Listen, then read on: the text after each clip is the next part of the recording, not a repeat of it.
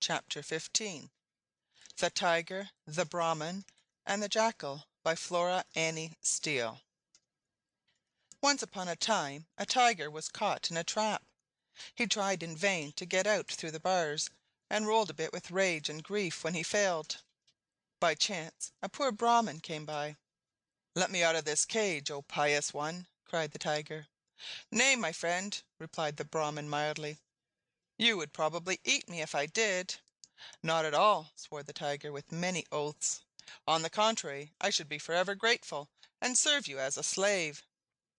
Now when the tiger sobbed and sighed, and wept and swore, the pious Brahman's heart softened, and at last he consented to open the door of the cage. Out popped the tiger, and seizing the poor man, cried, "What a fool you are! What is to prevent my eating you now?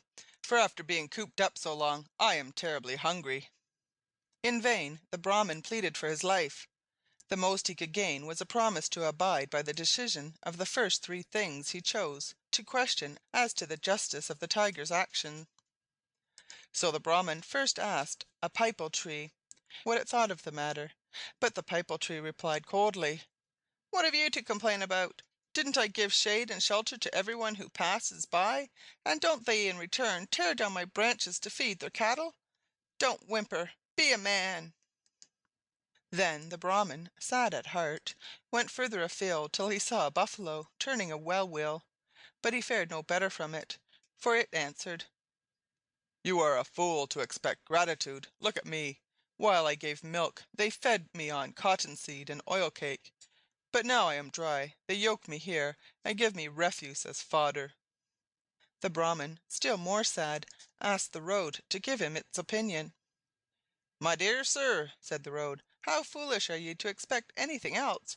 Here I am, useful to everybody, yet all, rich and poor, great and small, trample on me as they go past, giving me nothing but the ashes of their pipes and the husks of their grain."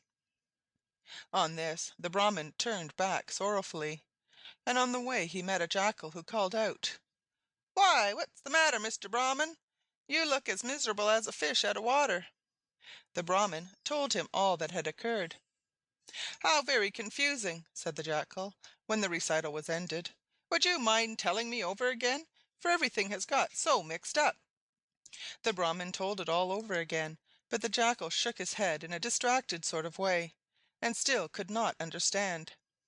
"It's very odd," said he, sadly, "but it all seems to go in at one ear and out at the other. I will go to the place where it all happened, and perhaps I shall be able to give a judgment." So they returned to the cage by which the tiger was waiting for the Brahman, and sharpening his teeth and claws. "You've been away a long time," growled the savage beast, "but now let us begin our dinner." "Our dinner!" thought the wretched Brahman, as his knees knocked together with fright. "What a remarkably delicate way of putting it!" "Give me 5 minutes, my lord," he pleaded, "in order that I might explain matters to the Jackal here, who is somewhat slow in his wits." The tiger consented, and the Brahman began the whole story over again, not missing a single detail, and spinning as long a yarn as possible. "Oh, my poor brain! Oh, my poor brain!" cried the Jackal, wringing its paws. "Let me see, how did it all begin? You were in the cage, and the tiger came walking by—" "Pooh!" interrupted the tiger. "What a fool you are! I was in the cage." "Of course!" cried the Jackal, pretending to tremble with fright. "Yes, I was in the cage. No, I wasn't. Dear, dear! Let me see. The tiger was in the Brahm, and the cage came walking by. No, that's not it either. Well, don't mind me, but begin your dinner, for I shall never understand."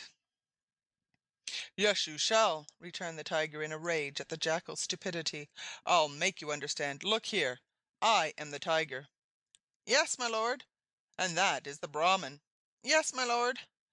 "And that is the cage." "Yes, my lord." "And I was in the cage. Do you understand?" "Yes, no, please, my lord." "Well?" cried the tiger impatiently. "Please, my lord, how did you get in?" "How? Why, in the usual way, of course." "Oh, dear me, my head is beginning to whirl again. Please don't get angry, my lord, but what is the usual way?" At this the tiger lost patience, and jumping into the cage, cried, "This way! Now do you understand how it was?" "Perfectly," grinned the Jackal, as he dexterously shut the door. "And if you will permit me to say so, I think matters will remain as they were.